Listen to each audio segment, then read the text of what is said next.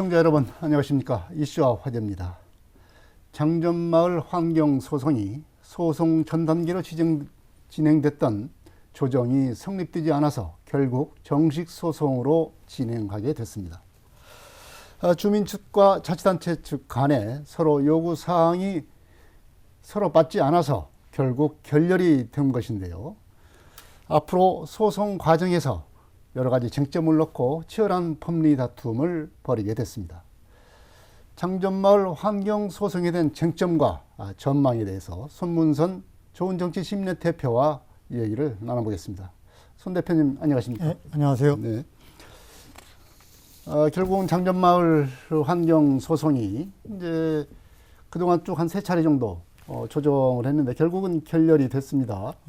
이런 단계에서 소송이 진행이 됐는데 일단은 이제 소송 조정에서 소송으로 진행되기까지에 대해서 리포트를 사전에 제작한 것 좀 보고 얘기를 나눠보도록 하겠습니다.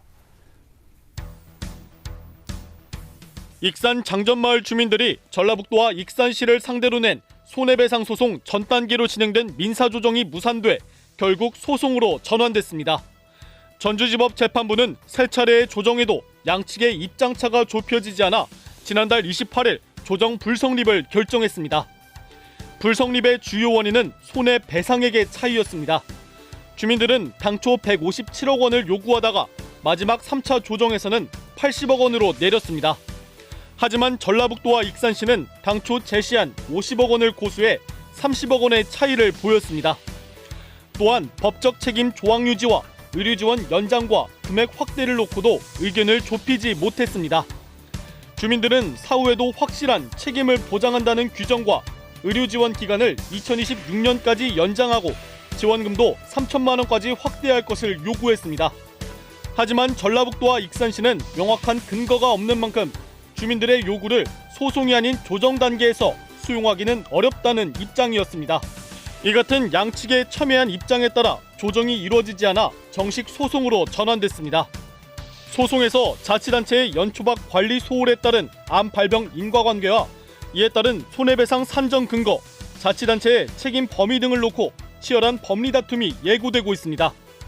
한편 소송 과정에서 합의 가능성도 배제할 수 없습니다. 양측은 소송 진행 중에도 대화를 하겠다며 합의 가능성을 열어뒀습니다. 전국 처음으로 자치단체의 환경관리 소홀로 인정된 피해배상 소송이 주목되고 있습니다. 네, 방금 보신 그 리포트에서도 네. 나타났듯이 조정이 이제 3차례 이루어졌는데 결국 무산이 됐어요. 이 조정 과정과 그리고 소송으로 전환된 그 과정에 대해서 좀 간략하게 설명을 해주시기 바랍니다.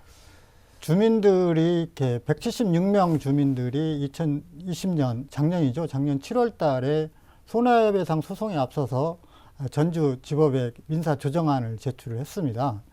했는데 이제 3차례 이렇게 민사조정이 진행이 됐는데 서로 이렇게 합의가 안 돼서 1월 28일 날 결렬이 됐고요. 2차 때 익산시가 이렇게 주민들의 조정안에 대해서 50억을 위로금으로 지급을 하고 실제 그 법적 책임을 묻지 마라 단소정을 붙여가지고 조정안을 제출을 했거든요. 네. 이에 대해서 주민들은 받아들일 수가 없고 이렇게 여기 소송액의 80%인 아니 50%인 80억을 지급을 하고 또 하나 의료 부분도 건강 치료를 계속 하고 있는데 주민들이 지금 암에 33명이나 걸려 있고 15명이 사망하고 18명이 투병 중에 있거든요. 근데 이게 계속 암 치료를 해야 하는데 암 치료를 앞으로 향후 5년까지 연장을 해주고 병원비 부분도 치료비도 최대 3천만 원까지 좀 보장을 해달라. 그리고 익산시가 단서조항으로 붙였던 법적 책임을 묻지 마라. 이거는 용납할 수가 없다. 이런 부분들이 서로 입장 차이가 있었던 것 같습니다. 그러면서 익산시가 주민들이 제안한 조정액에 대해서 받아들일 수가 없다. 해서 결렬된 걸로 알고 있습니다. 네. 이제 결국은 표면적으로 보면은 그 과정이야 이제 속 얘기도 좀 더 있었겠지만 표면적으로 볼 때는 역시 이제 배상액에서 큰 차이를 보인 것이 결렬의 가장 주요 원인이다. 이렇게 얘기를 할 수가 있는데 결국은 이제 80억 대 50억이었어요. 네. 이제 주민들이 주장하는 것은 80억이었습니다. 80억이 어떻게 해서 나오는지 그 근거가 있습니까? 어쨌든 주민들은 이제 환경부 역학조사 결과나 감사원 감사 보고서를 보면 행정기관이 잘못된 걸 다 지적을 했지 않습니까? 네. 실제 그 연초박이 불법으로 사용했는데도 불구하고 이를 실적 보고한 회사가 그렇게 보고했는데도 익산시 공무원들 확인을 하지 않았고, 또 하나는 원래 관리 감독을 1년에 2번씩 하게 돼 있는데 8년 동안 이렇게 2번밖에 하지 않았고, 그리고 폐기물 처리 부분들도 있어서 퇴비 원료로 사용할 수 없는데도 불구하고 퇴비 원료로만 사용을 해야 하는데 부산물 퇴비로만 사용해야 하는데 이거를 유기질 비료를 생산하겠다라고 신고했는데 이걸 다 받아들였거든요. 이런 부분 때문에 익산시 공무원들이 주의, 인사, 그 다음에 여기에 대한 징계 조치를 받은 적이 있습니다. 그래서 좀 주민 측 변호사인 민변에서는 그 2017년 법원들이 그 위자료 연구 모임이라고 하는 게 있습니다. 법관들이 하는. 네. 그 보고서를 가지고 근거로 해서 이걸 산출해서 157억이라고 하는 소송액을 제출을 했는데, 익산시에서는 이에 대해서 가습기 살균제 국가에 지급한 구제급여를 기준으로 해서 50억을 책정한 겁니다. 그래서 실제 주민들이 제안했던 손해액에 있어서 30%밖에 반영을 안 했거든요. 그런 부분에 대해서 주민들이 이걸 받아들일 수 없다고 얘기를 했고요.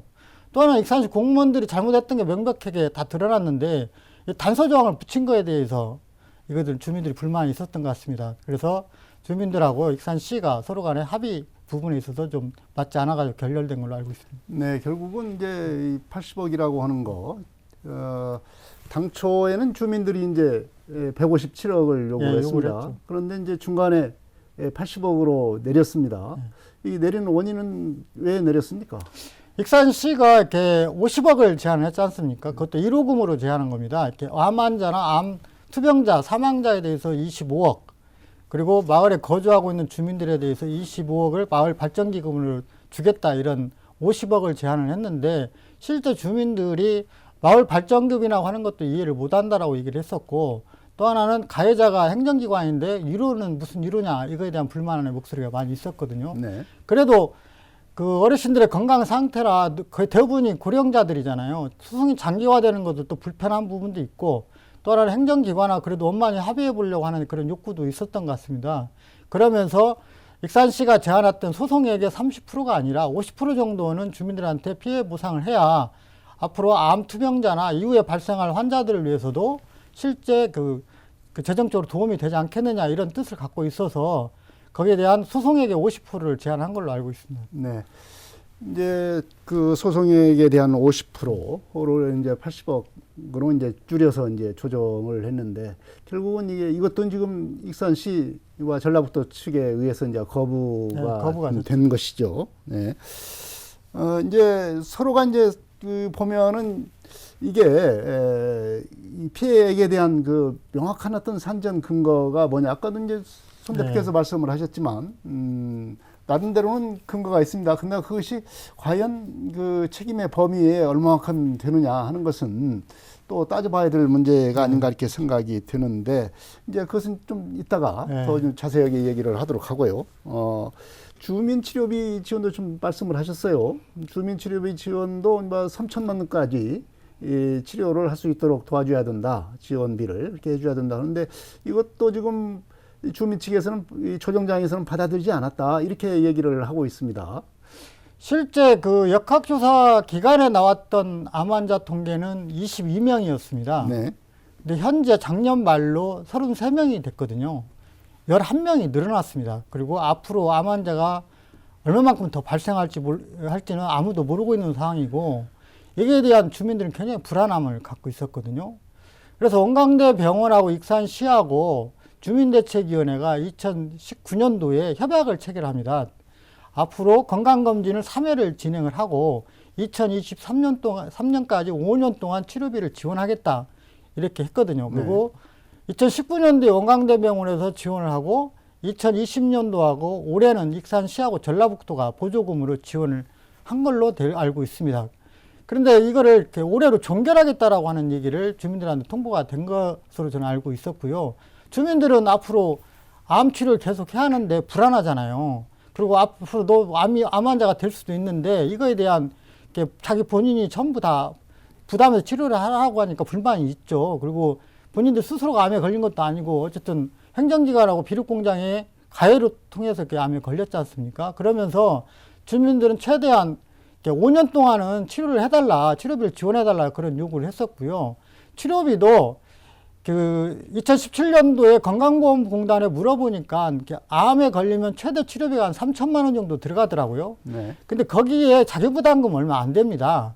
안 되기 때문에 2020년도에 익산시가 지원한 암 환자 치료비를 보니까 300만 원 정도 되는 분이 3명밖에 없고 나머지는 다 그 이하였어요. 그래서 충분히 5년 정도는 주민들의 치료를 위해서 행정기관이 정말 책임의식이 있고 그전에 사과한 같이 그런 주민들에 대한 생각을 갖고 있다라면 보장을 해줘야 하지 않느냐 이렇게 그런 뜻으로 제안을 했거든요. 이제 2026년까지 최대 예. 3천만 원까지 지원을 아니, 해줘야 3천만 원까지 아니고 그 병원이 진료비가 3천만 원 나오는까지 좀 포함해서 책임을 져달라 그러죠. 왜냐하면 이거는 현금으로 지급하는 것이 아니기 때문에 치료비에 대한 자기부담금을 행정기관에 좀 부담을 해달라고 하는 거였거든요. 네. 근데 안타깝게도 주민들의 이런 제안을 행정기관에서 이렇게 받아들일 수 없다고 해가지고 이번에 민사조정이 결렬된 것이죠. 근데 익산시 측의 얘기를 들어보면 충분히 2026년까지 그러니까 5년 앞으로 5년간 뭐 지원을 할 수 있는 어떤 그 근거를 마련해 놓고 제도적으로 접근할 수 있는 준비를 지금 하고 있다 이런 얘기를 하고 있어요. 저도 그 얘기를 들었습니다. 근데 1월 28일 날 3차 민사 조정일이 있었는 날인데요. 근데 그 이틀 전에도 주민들한테 찾아와서 익산시 관계 공무원들이 5년 동안 어쨌든 치료비 보장하는 건 별 문제 없다라고 얘기를 했고 하겠다라고 얘기를 했거든요. 근데 1월 28일 날 있었던 민사 조정장에서는 받아들일 수 없다는 입장을 표명을 했어요. 그래서 좀 안타깝다 생각이 들고요. 최소한의 그 주민들을 생각한다면 저는 치료비 지원을 해야 한다고 생각을 하거든요. 근데 왜 그거를 조정장에서 받아들일 수 없다고 하고 지금은 다른 얘기를 하는지 이해할 수가 없습니다. 또 주민 측에서는 이제 그 법적인 어떤 책임 조항을 면제해주는 그런 조항에 대해서 좀 불만을 가지고 있어서 좀 거부한 사항이 좀 있다고 그렇습니다. 말하자면 우리가 조정을 하든지 이 피해자와 가해자 간에 이제 어떤 그 합의를 하게 되면 관행적으로 이제 앞으로 추후에 다른 민형사상 소원은 제기하지 않는다. 이런 식의 어떤 합의 조항을 넣습니다. 이런 경우에도 말하자면 그런 그 조항이 좀 필요하다고 자치단체 측에서는 그렇게 요구를 한 것 같습니다. 그런데 주민 측에서는 이것이 좀 부당하다 이렇게 보는 건가요? 네, 그렇죠. 네. 주민들은 이렇게 받아들일 수 없다 이런 입장이었습니다. 왜 그러냐면 익산시가 50억이라고 하는 1호금 25억, 그다음에 마을 발전기금 25억을 지급하겠다고 조정안을 낼 때 단서조항을 이후에 이렇게 법적 책임을 묻지 말아라고 하는 단서조항을 붙였거든요. 네. 근데 이거는 누구도 예측할 수가 없습니다. 왜냐하면 뭐 암이라고 하는 게 오늘까지만 나오고 내일부터 나오지 말라는 보장도 없고 또 하나는 이렇게 아시겠지만 역학조사 이후에도 계속 암 환자가 발생을 하고 있는 상황이고 주민들은 앞으로 나타날 상황에 대해 불안감을 가지고 있잖아요. 그럼 그때는 당연히 책임을 물을 수밖에 없죠. 그래서 실제 그 주민들 생각은 어쨌든 행정기관이 가해자라고 생각을 하고 있습니다. 어쨌든 가장 1차적인 건 비료공장이지만 이걸 제대로 주민들의 생명을 보호해야 할 익산시가 그 부적당 행위를 하고 거기에 대한 관리 감독을 소홀히 한 건 사실이지 않습니까? 그거에 대해서 법적 책임을 이후에 묻지 말라고 하니까 이걸 주민들이 받아들이기 쉽지가 않았다라고 얘기를 하고요.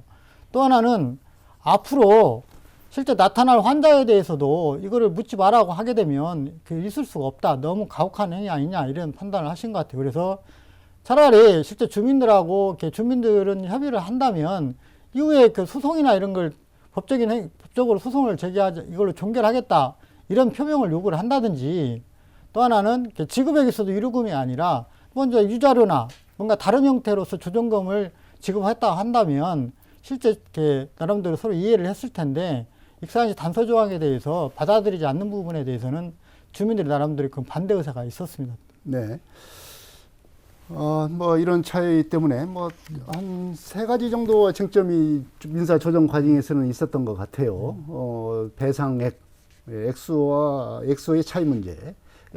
두 번째로는 치료비 지원 기간과 범위의 문제. 세 번째로는 책임 조항을 어떻게 할 거냐 이런 부분에 대해서 이런 세 가지 쟁점에 대해서는 서로 차이가 좀 있었던 것 같습니다. 여하튼 이제 조정이 결렬이 됐고 네. 소송을 이제 정식 소송으로 이제 진행을 하게 됐습니다. 아직은 뭐 1차 뭐 심리 기일은 아직은 정해지지 않을 것 같고 이게 상당히 그 소송이 길게 갈 것 같아요. 어떻습니까? 제가 예상해도 소송이 좀 길어질 것 같고요. 이렇게 실제 첫 이렇게 심리가 빨리 열려도 4월 가야만 좀 열릴 수 있지 않겠느냐 이런 생각을 하거든요. 네. 근데 이제 조정에 참여했던 그 재판관 같은 경우는 이제 판사 같은 경우는 주민들이 사정이 열악하잖아요. 그래서 빨리 이렇게 소송이 진행될 수 있도록 노력을 하겠다. 그 정식 본안 소송을 진행하는 판사 측에 얘기를 해서 주민들의 뜻을 전달해서 가급적 빨리 3월이라도 이렇게 소송이 진행될 수 있도록 노력하겠다. 그런 의향은 밝혔다고 얘기를 하더라고요. 네. 이제 소송이 이제 아무리 빨리 진행이 되더라도 이게 지금 집단 소송이지 않습니까? 집단 형태의 개별 네, 소송입니다. 그러니까요. 네. 이제 개별적으로 말하자면 이제 그 인과관계를 또 증명을 해야 될 것이고 그랬을 경우에 그 말하자면 서류를 마련하는데도 개별적으로 마련해야 되고 그래서 상당히 좀 어려운 작업이 되지 않겠나 이렇게 생각이 드는데 그런 부분은 뭐 대표를 그 소송을 맡고 있는 뭐 민변 측에서 알아서 좀 준비를 할 수 있겠죠. 근데 소송 관련된 전반은 이제 민변에서 이렇게 진행을 하고 있고요. 네. 이제 저희들도 그렇게 예측을 하고 있습니다. 이렇게 환경부에서 인과관계를 인정을 하고 국내 최초로 비특이성 질환에 대한 인과관계를 국내 최초로 인정을 했지 않습니까? 네. 근데 자꾸 이제 익산시가 지금 익산시나 전라북도가 서울에 있는 대형 로펌을 샀어요. 익산시는 강남이라고 하는 법률법인을 이렇게 선임을 했고 전라북도는 로고스라고 하는 법률법인을 이렇게 선임을 했거든요. 전부 다 대형 로펌입니다. 그래서 주민들이 익산시나 전라북도에 주민들한테 이렇게 힘들게 하고 대형 로펌까지 사면서 한번 끝까지 주민들을 이겨보겠다는 얘기냐 이러던 불만들이 많이 있었는데 그건 좀 감정적인 거 아닙니까? 네. 그래서 변호사 대표 저기 소송을 하는 변호사야 다른 곳에다가 맡길 수 있는 것은 근데 어느 곳에 이제 맡기는 주민들 건 상관없지 않겠어요? 생각은 나름대로 이렇게 익산시장이나 전라북도지사가 사과됐고 주민들한테 이렇게 주민들 요구하는 것을 되도록 받아들여 최선의 노력을 다 하겠다 이렇게 얘기를 하셨어요. 네. 하는데 실제 소송을 진행하다 보니까 상황이 달라지고 태도가 다른다라고 하는 그런 불만이 있습니다. 그래서 그 지역사회나 시민단체가 이제 문제제기를 많이 했는데 실제 아마 익산시나 전라북도 측 그런 변호사 측에서는 개별 인과관계를 밝혀달라 이런 요청을 할 것 같고요. 네. 우리 측 그 주민 측 변호사 같은 경우는 인과관계 인정을 했으면 전체적으로 마을 전체가 인과관계 있다고 봐야지 개별적으로 소명을 하라고 하는 건 문제가 있다. 그래서 현재 역학 전문가들도 다 그렇게 해석을 하고 있기 때문에 거기에 대한 법리 논쟁이 앞으로 꾸준히 좀 벌어질 것 같고요. 결국은 이제 인과관계를 어떻게 증명해야 되느냐 이것이 재판부 판단이 아주 중요한 것 같습니다. 주민들 측의 주장에 따라서 포괄적으로 인과관계를 인정할 것이냐 아니면은 개별적으로 각 그 소송을 제기를 하고 있는 주민들 개개인이 인과관계를 증명을 해야 될 거냐 이런 부분도 사실 우리가 일반인의 상식으로 봤을 때는 상당히 좀 어려운 문제 같아요. 근데 이제 역학 전문가나 예방의학과 교수들 얘기를 들어보면 인과관계 인정은 실제 그 사람들의 질병 형태는 다르게 나타나고 한다고 하더라도 네. 전체적으로 인과관계 있는 걸로 본다라고 이렇게 해석을 하고 있습니다. 그래서 그 익산시나 전라북도 측 그 변호사 법률 대리인이 개별적으로 인과관계를 증명해달라고 하는 부분은 부당하다. 이 부분은 아마 법정에서 이렇게 많은 다툼이 있을 것이다. 이런 얘기를 한 적이 있죠. 네. 역시 이런 부분 역학 전문가들 어떤 전문가들의 얘기가 굉장히 좀 많이 등장을 할 겁니다. 참고가 될 수 있을 것 같은데 여하튼 이제 익산시나 전라북도 측에서는 이와 반대되는 논리로 또 뭐 방어를 하지 않겠습니까? 서로 이제 이 부분에 대한 법리 다툼이 앞으로 중요한 쟁점이 될 것이 아니겠는가 이렇게 봐집니다. 이런 이제 이 인과관계 증명을 어쨌든 이제 정리를 재판부가 해 나갈 것이고 인과관계에 대해서 정리를 하고 난 다음에 그다음에 이제 손해배상의 그렇죠. 산정에 들어가지 않겠습니까? 네. 그렇게 되면 손해배상을 어떻게 산정할 것이냐 이게 중요할 것 같아요. 중요한 것은 자치단체의 책임 소홀, 관리 소홀로 인해서 암 발병을 얼마만큼의 인정을 해야 될 거냐, 100%다 인정을 해야 될 거냐, 관리 소홀로 암 발병을 100% 인정해야 될 거냐, 아니면은 50%를 인정을 해야 될 거냐, 이런 것도 굉장히 쟁점이 될 것 같아요. 어떻게 보십니까? 지금 원래는 1차 주민들한테 피해를 준 곳이 이제 비료공장이죠. 네. 그리고 실제 이거를 관리 감독하고 업무를 제대로 법적으로 해야 하는데 그러지 않고 관리 감독을 소홀히 했고, 그리고 법적으로 하지 않고 부적당하게 했거든요. 그래서 그리고 또 거기다 관리 감독도 제대로 하지 않는 부재가 계속 나타나서 이번에 감사원한테 지적을 받았지 않습니까? 네. 익산시나 전라북도의 행정의 책임이 크죠. 왜냐하면 거기에 가장 대표적인 물질이 연초박이었잖아요. 발암물질 중에서. 어쨌든 연초박의 불법 사용과 대기배출시설의 허술한 관리로 인해서 주민들이 집단으로 암에 걸렸다라고 그렇게 역학조사 보고서가 나와 있습니다. 네. 그러면 연초박의 불법 사용의 문제나 대기배출시설의 그런 허술한 관리나 이런 건 전부 다 관리감독이나 인허가 기관은 전라북도와 익산시거든요. 그러면 거기에서 책임지고 이거를 법적에 맞게끔 해야 할 의무를 갖고 있습니다. 근데 그걸 하지 않았기 때문에 이번에 감사원에서 그런 주의 조치나 징계 조치, 인사 조치를 받은 겁니다. 그리고 역학 보고서에서 이렇게 나와 있고, 그러면 국가배상법에 보면 실제 주민들한테 환경 오염을 일으킨 피해를 준 이런 업체가 무자력자이거나 실제 지급 능력이 없다는 얘기거든요. 없을 때는 국가를 상대로 손해배상 소송을 하게 돼 있어요. 여기에서 국가라고 하는 게 자치단체를 다 포함하고 있습니다. 네. 그래서 주민들의 신체적, 정신적, 재산적 피해에 대해서 보상해야 할 의무를 갖고 있거든요. 그래서 우리 장전마을 주민들 같은 경우는 국가배상법에 의해서 익산시와 전라북도를 상대로 손해배상 소송을 한 거고요. 이제 재판장이 얼마만큼 손해를 인정할지는 모르겠지만 실제적으로 책임이 없다고 할 수는 없습니다. 현재는. 네. 그런데 이제 중요한 것은 충분히 주민들 입장에서는 100%다 자치단체의 책임이니까 100% 손해를 배상을 해야 된다. 그래서 100% 손해배상액을 산정을 해야 된다.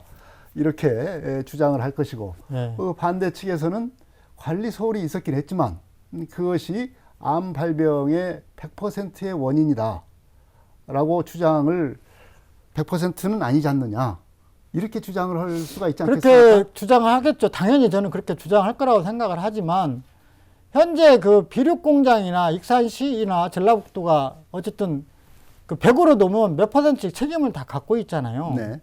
근데 이제 많은 비율을 비료공장한테 책임이 저는 있다고 생각을 하는데, 문제는 그 비율을 책임져야 할 비료공장이 부도가 나고 파산하고 실제 지급할 능력이 없어요. 없는 상황에서 국가배상법에 보면 그랬을 때 국가를 상대로 소송을 하라고 돼 있거든요. 네. 그러니까 그거에 대한 책임 부분은 이제 몇 %를 규정할지 모르겠지만 아마 이렇게 제 개인적으로 생각으로는 주민들의 피해액에 대해서 정확히 판정이 된다라면 거기에 대한 책임져야 할 의무는 갖고 있지 않느냐 네. 생각을 합니다. 네, 몇 %인지는 네, 이제 재판부가 이제 판단할 것이고요. 어쨌든 이제 국가배상법에 따라서 소송을 하는 것은 제도적으로 인정이 되는 거니까 그렇죠. 소송을 하는 것이고, 과연 앞으로 이제 소송에서 다투는 쟁점에서 이런 부분들이 첨예하게 또 다투지지 않을까, 이렇게 생각이 듭니다.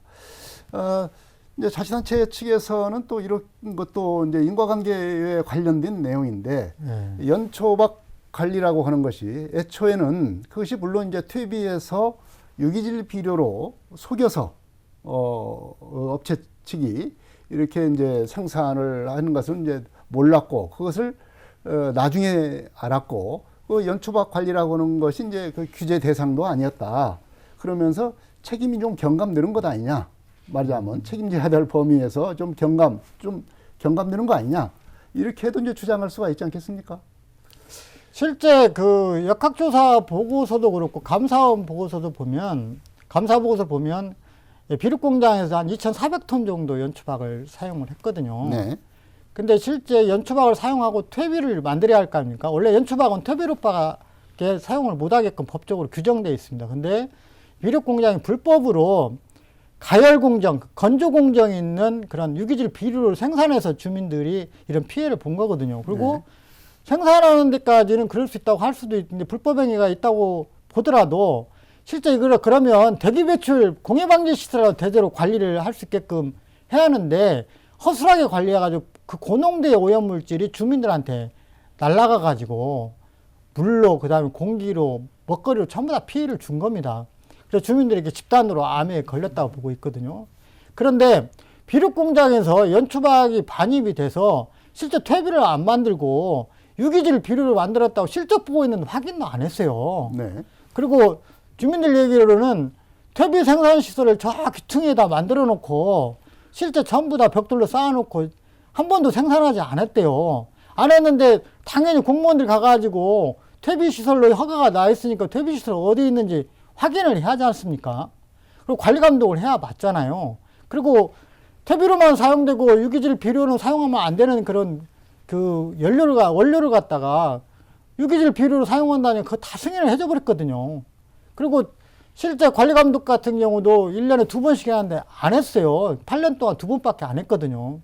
그리고 악취 때문에 얼마나 시달렸습니까, 이분들. 가면 악취가 초과를 해도 실제 보면 주의 조치나 하고 이렇게 해서 행정으로 끝냈거든요. 그래서 주민들의 피해가 가중된 겁니다.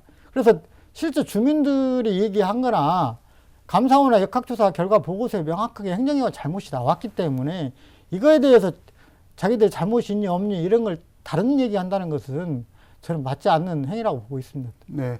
물론 책임이 전혀 없다 이렇게 얘기는 할 수 없겠죠. 다만 이제 책임의 100%를 이런 저런 참작할 요소들이 좀 있지 않느냐 경감할 수 있는. 근데 저는 그 행정 인허가 기관이라고 하는 익산시하고 전라북도가 법에 정해져 있는 대로 업무만 제대로 했다라고 하면 주민들이 집단 암에 안 걸렸겠죠.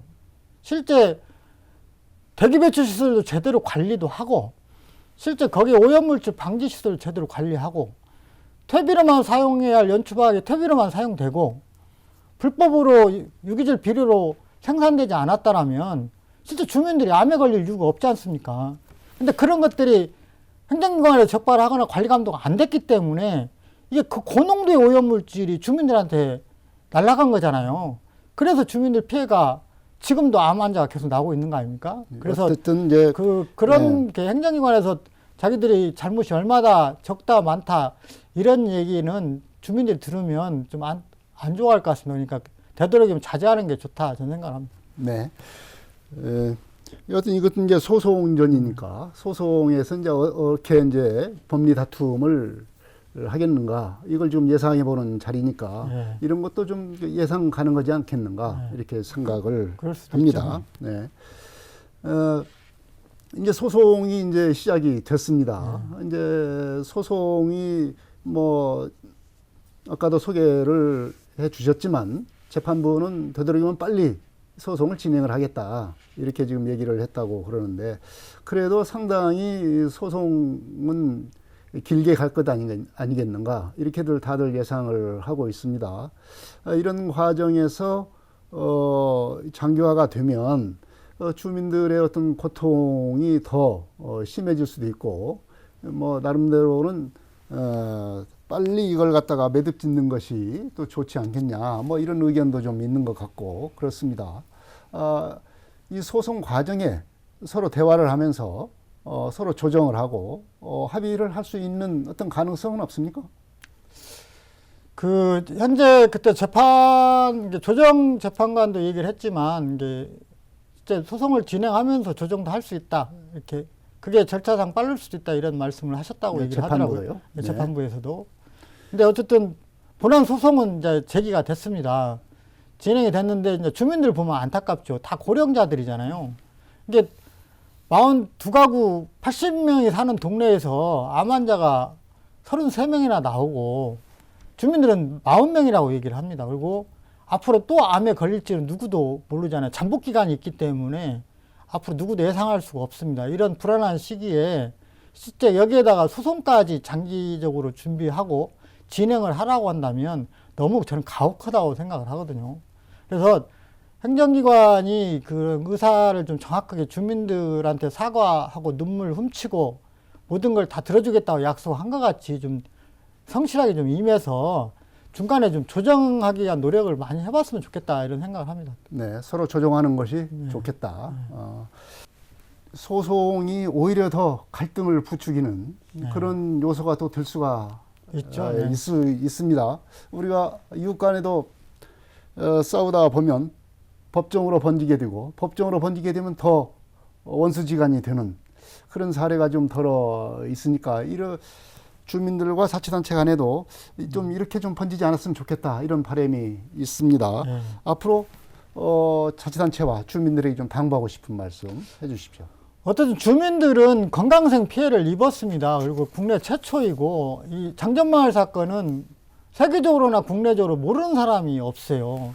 대한민국의 이렇게 아픈 환경 오염의 역사거든요. 이거를 치유해야 할 의무를 익산시하고 전라북도는 가지고 있다라고 하는 생각을 꼭 해줬으면 좋겠고요. 그래서 항상 대할 때 법적으로 어떻게 한번 해보겠다 이게 아니고 진정성 있게 좀 대하는 자세를 좀 가졌으면 좋겠습니다. 그리고 주민들이 오직 답답하고 힘들었으면 그리고 아프고 사망하고 돌아가셨는데 그러면 그에 대한 손해를 물을 데가 없잖아요.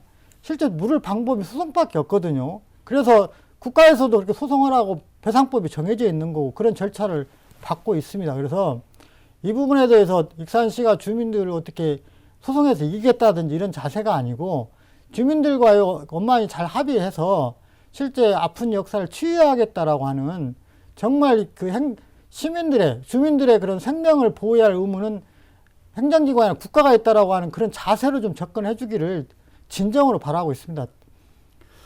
네. 장전마을 환경 피해에 따른 민사 손해배상 소송이 주목됩니다. 배상 범위와 배상액 등을 놓고서 치열한 법리 다툼이 예상이 되고 있습니다. 또 소송 장기화에 따라서 여러 부작용도 있는 만큼 주민과 자치단체 간의 원만한 치유 방안이 소송 기간 중에도 나왔으면 좋겠다 이런 바람을 가져봅니다. 이슈와 화제 여기서 마치겠습니다. 지금까지 손문선 좋은정치신문의 대표였습니다. 여러분 안녕히 계십시오. 다음 이 시간에 또 뵙겠습니다.